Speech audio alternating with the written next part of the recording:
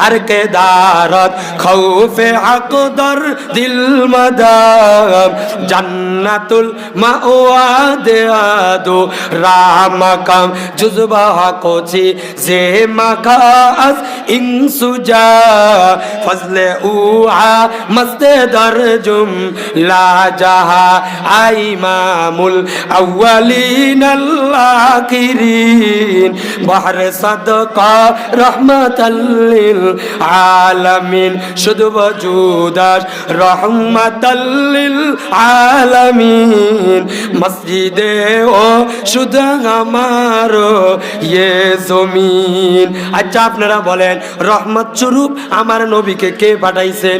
আল্লাহ মানুষের হেদায়েতের জন্য। ও নবী, আপনি মানুষদেরকে দ্বীনের দাওয়াত দেন। ইন্নাকা লা তাহদি মান আহবাবতা, তবে আপনি যাকে ভালোবাসেন আপনি তাকে হেদায়েতের পথে আনতে পারবেন না। ওয়ালাকিন্নাল্লাহ ইয়াহদি মান ইয়াশা, আমি আল্লাহ যাকে হেদায়েতের মতন দৌলত দান করব ওই বান্দা বড় দামি হয়ে যাবে।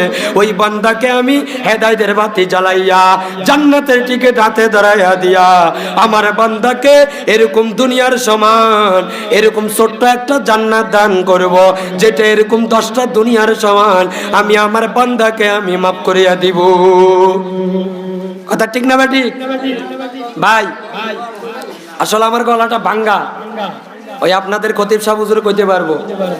গতকালকে এশারের পরে এক জায়গাতে বয়ান ছিল, 1.5 ঘন্টা বয়ানের মধ্যে আমার বসে রেখেছে, এই জন্য একটু গলাটা টলমল করতেছে। তারপরে হুজুরকে বলছি, হুজুর আমি ছোট মানুষ আসি। হুজুর বলছে ঠিক আছে আসেন, কোনো সমস্যা নাই।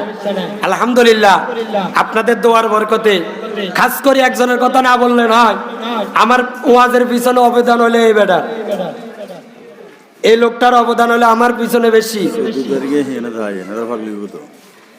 তাহলে এই লোকটার অবদান নবী ভাই আমার পিছনে বেশি। আমার ওয়াজের বয়ানে কেউ চিনে না, অবদান হইলে এই লোকটা। আমি দোয়া করি এই লোকটার জন্য। ওনারও একটা ছেলে হাফেজ হয়েছে, আলহামদুলিল্লাহ কর। আমাকে শুধু একটা কথা বলেছে, আমার নাম রকিবুল ইসলাম।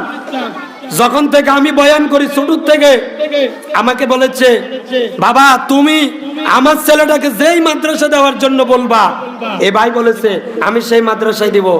আল্লাহ তিনের ছেলেকে মেধা দান করেছে, ইমানকে মেধা দান করেছে। আল্লাহ রাব্বুল আলামিন ওনার ছেলেকে কবুল করেছে। দক্ষিণ সানগাঁও মুহাম্মদিয়া মাদ্রাসা তিনি হাফেজ হয়েছেন, আলহামদুলিল্লাহ। হাফেজদের কথা যেহেতু আইছে না বললে নাই। ও হাফেজে কোরআনের বাবা, আপনারা কেমন দামি! আল্লাহ কাল কিয়ামতের মাঠে ওই হাফেজে কোরআনের বাবাকে ডাক দিয়া বলবে, মান করাল কোরআন ফাস্তাজহারাহু ফাআহাল্লা হালালাহু ওয়া হাররামা হারামাহু আদখালাহুল্লাহুল জান্নাহ। হাফেজে কোরআনের বাবাকে আল্লাহ কাল কিয়ামতের মাঠে ডাক দিবে, ও হাফেজে কোরআনের বাবা এই দিকে আসো। হাফেজে কোরআনের বাবা আসার পরে আল্লাহ রাব্বুল আলামিন বলবে, ও ফেরেশতারা সুন্দর একটা মিম্বার বানাও, নূরের একটা মিম্বার বানাও। মিম্বার বানাই এই দুই ব্যক্তি, তারা ওই হাফেজে কোরআনের বাবা এবং হাফেজে কোরআনের মাকে মিম্বারের মধ্যে বসাও। মিম্বারের মধ্যে বসানোর পর আল্লাহ রাব্বুল আলামিন বলবেন, এই দুই বাপ মাকে তোমরা কি করো, নূরের টুপি পরাইয়া দাও। নূরের টুপি যখন পরানো হবে বাকি মানুষগুলা বলবে, ও দয়ার মালিক, দুনিয়ার জমিনে দেখতাম এদের কোনো বাড়ি নাই, ঘর নাই, টাকাও নাই, গরিব মানুষ ছিল, আমরা তো অনেক টাকার মালিক, কিন্তু এটা কিসের কারণে, কোন কারণে আজকে তিনাদের এত সম্মান? বলে যে নূরের টুপি পরানো হবে, ওই নূরের টুপিটা বাবা গো বলে সূর্যের আলোর চাইতে হাজার হাজার গুণে আলোকিত হবে। মানুষগুলো আল্লাহকে প্রশ্ন করবে, ও দয়ার মালিক এটা কেমন নূরের বাবাস?